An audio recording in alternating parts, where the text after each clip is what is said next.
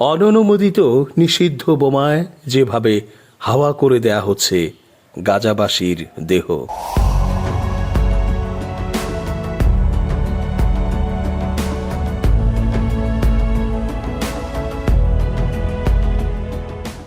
আসসালামু আলাইকুম প্রিয় দর্শক, আমন্ত্রণ আজকের আলোচনায়।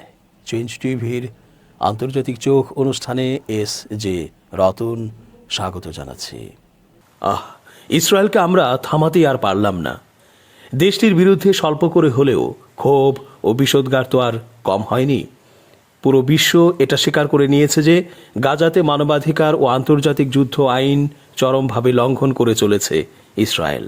ইতোমধ্যে অ্যাপস্টাইন ফাইলসে ট্রাম্প, নেতানিয়াহু সহ বিশ্ব মোড়লদের অনেকেরই জঘন্য কুকর্মের দলিলাদি, ছবি ও ভিডিও সহ ফাঁস হয়েছে। এরপরও তাদের দিকে কি আর শান্তি ও নৈতিকতার উপমা দেখার জন্য তাকিয়ে থাকা যায়? বরং এখন এই সব প্রমাণসমূহ নিয়ে ট্রাম্প ও নেতানিয়াহুর প্রতি সমন্বিতভাবে ঝাঁপিয়ে পড়ার সময়। গাজাতে মানুষ হত্যার যে তথ্য সম্প্রতি পাওয়া গেছে তা পৃথিবীর ইতিহাসের এক জঘন্যতম বর্বরতা। বলা হয়, ফিলিস্তিনের গাজায় ইসরায়েলি আগ্রাসন যুদ্ধ অপরাধের চূড়ান্ত সীমা লঙ্ঘন করেছে অনেক আগেই। এবার আরও ভয়ঙ্কর তথ্য মিলেছে আল জাজিরার অনুসন্ধানে, যা শরীর হিম করে দিতে পারে যে কারো। সেখানে এমন সব বোমা ফেলছে ইহুদিবাদী দখলদাররা যাতে তাৎক্ষণিক ৩৫০০ ডিগ্রি সেলসিয়াস পর্যন্ত তাপমাত্রা উৎপাদন হচ্ছে এবং চোখের পলকে বাষ্পে পরিণত হয়ে বাতাসে মিশে যাচ্ছে ফিলিস্তিনিদের দেহ। ২০২৪ সালের ১০ আগস্ট ভোরে গাজা শহরের আল তাবিন স্কুলে বোমা হামলা করে ইসরায়েলি সেনারা। প্রচণ্ড ধোঁয়াচ্ছন্ন ধ্বংসস্তূপের মধ্য দিয়ে ছেলে সাদের সন্ধানে হাঁটছিলেন ইয়াসমিন মাহানি। তিনি তার স্বামীকে চিৎকার করতে দেখেন, কিন্তু সাদের কোনো চিহ্ন ছিল না। মাহানি বলেন, আমি মসজিদের ভেতর গেলাম এবং নিজেকে রক্ত ও মাংসের ওপর পা রাখতে দেখলাম। তিনি দিনের পর দিন হাসপাতাল ও মর্গে খুঁজেছেন। তিনি বলেন, আমরা সাদের কিছুই পাইনি, এমনকি দাফন করার জন্য লাশের একটি টুকরোও মেলেনি। সেটাই ছিল সবচেয়ে কষ্টের বিষয়। হাজার হাজার ফিলিস্তিনির মধ্যে মাহানি একজন, যাদের প্রিয়জনরা গাজায় ইসরায়েলের এই আগ্রাসনে স্রেফ অদৃশ্য হয়ে গেছে। এই আগ্রাসনে এখন পর্যন্ত ৭২ সহস্রাধিক মানুষ নিহত হয়েছে। আল জাজিরা অ্যারাবিকের তদন্তমূলক প্রতিবেদন the rest of the story অনুসারে ২০২৩ সালের অক্টোবরে আগ্রাসন শুরু হওয়ার পর থেকে গাজার সিভিল ডিফেন্স টিম ২৮৪২ ফিলিস্তিনিকে নথিভুক্ত করেছে, যারা বাষ্পীভূত বা মিলিয়ে গেছে। তাদের রক্ত বা মাংসের ক্ষুদ্র অংশ ছাড়া আর কোনো অবশিষ্টাংশ খুঁজে পাওয়া যায়নি। বিশেষজ্ঞ ও প্রত্যক্ষদর্শীরা এসব ঘটনার জন্য ইসরায়েলের পদ্ধতিগতভাবে আন্তর্জাতিকভাবে নিষিদ্ধ তাপীয় এবং থার্মোবারিক অস্ত্রের, যাকে প্রায়ই ভ্যাকুয়াম বা অ্যারোসল বোমা বলা হয়, ব্যবহারকে দায়ী করছেন। অস্ত্রগুলো ৩৫০০ ডিগ্রি সেলসিয়াস পর্যন্ত তাপমাত্রা তৈরি করতে সক্ষম। ভয়াবহ ফরেন্সিক হিসাব। ২৮৪২ সংখ্যাটি কোনো সাধারণ অনুমান নয়, বরং গাজার সিভিল ডিফেন্সের একটি ভয়াবহ ফরেন্সিক হিসাবের ফল। সংস্থাটির মুখপাত্র মাহমুদ বাসাল বলেন, আমরা একটি লক্ষ্যবস্তু করা বাড়িতে প্রবেশ করি এবং সেই বাড়িতে থাকা পরিচিত সদস্য সংখ্যার সঙ্গে উদ্ধার করা মরদেহের সংখ্যা মিলিয়ে দেখি। তিনি আরও বলেন, যদি একটি পরিবার আমাদের বলে যে ভেতরে ৫ জন লোক ছিল এবং আমরা কেবল ৩টি অক্ষত দেহ উদ্ধার করি, তবে বিশেষ তল্লাশির পর যদি রক্তের ছিটে বা মাথার চামড়ার মতো জৈবিক চিহ্ন ছাড়া আর কিছু না পাওয়া যায়, তখন আমরা বাকি ২ জনকে বাষ্পীভূত হিসেবে গণ্য করি। মুছে ফেলার রসায়ন। তদন্তে বিস্তারিত জানানো হয়েছে যে কিভাবে ইসরায়েলি মরণাস্ত্রের নির্দিষ্ট রাসায়নিক সংমিশ্রণ কয়েক সেকেন্ডের মধ্যে মানুষের শরীরকে ছাইয়ে পরিণত করে।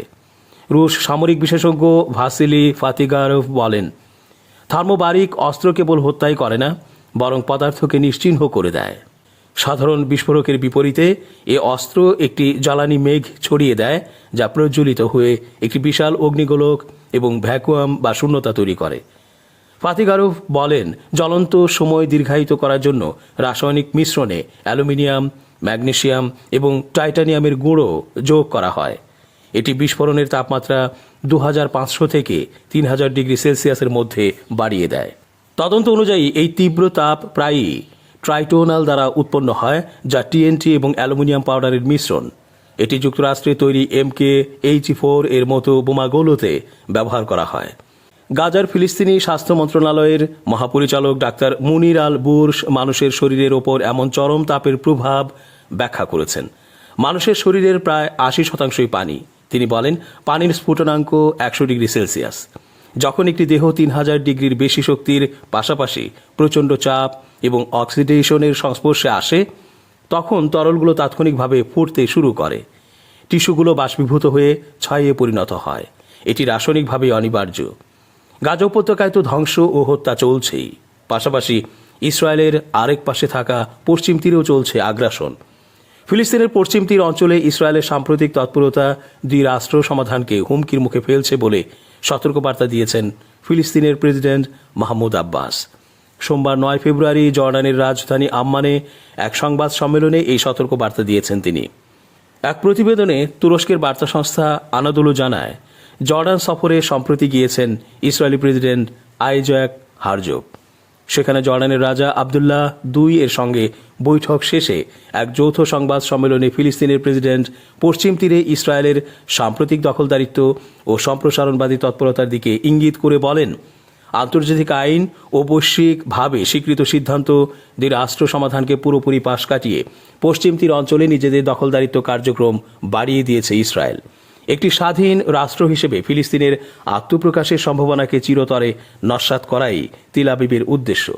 ইসরায়েলের প্রেসিডেন্টের এই মন্তব্যের প্রেক্ষিতে সংবাদ সম্মেলনে মাহমুদ আব্বাস বলেন, ইসরায়েলের এই দখলদারিত্বমূলক তৎপরতা শুধু দ্বিরাষ্ট্র সমাধানকেই হুমকির মুখে ফেলছে না, বরং একই সঙ্গে মধ্যপ্রাচ্যের আঞ্চলিক শান্তি ও স্থিতিশীলতা এবং বিশেষ করে এ অঞ্চলের ইসলাম ও খ্রিস্টান ধর্মের স্থাপনাগুলোর নিরাপত্তার জন্য ঝুঁকি তৈরি করছে।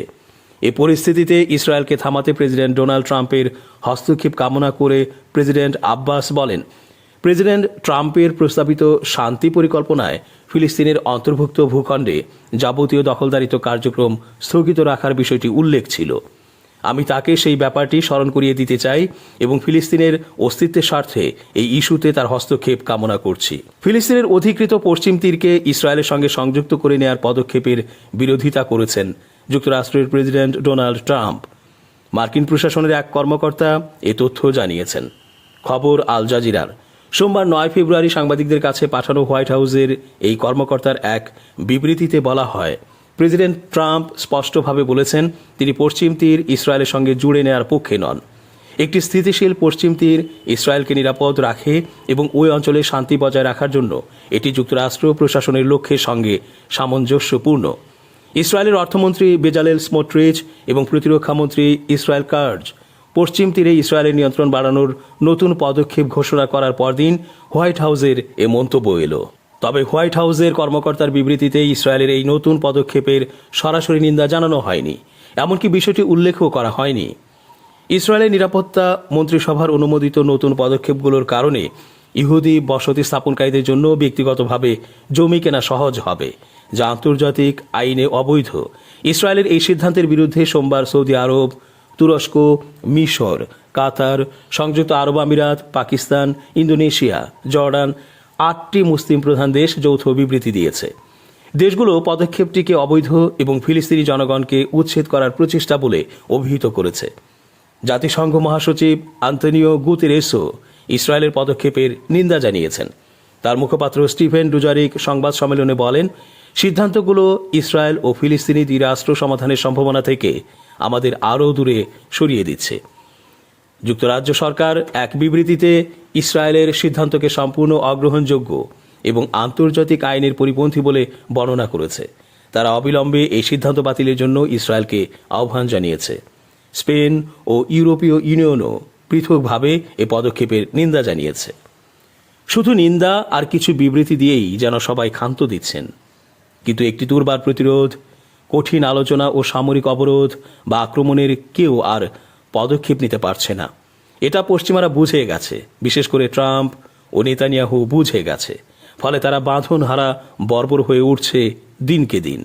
সবাই মিলে কঠিনভাবে প্রতিরোধ করতে পারলে নিশ্চয়ই এই বর্বরেরা চিরতরে নিবৃত্ত হতো যে কোনো অন্যায় কর্ম থেকে। দর্শক, আজ এ পর্যন্তই। ধন্যবাদ। change tv.press এক ফোঁটা হলুদ নেই।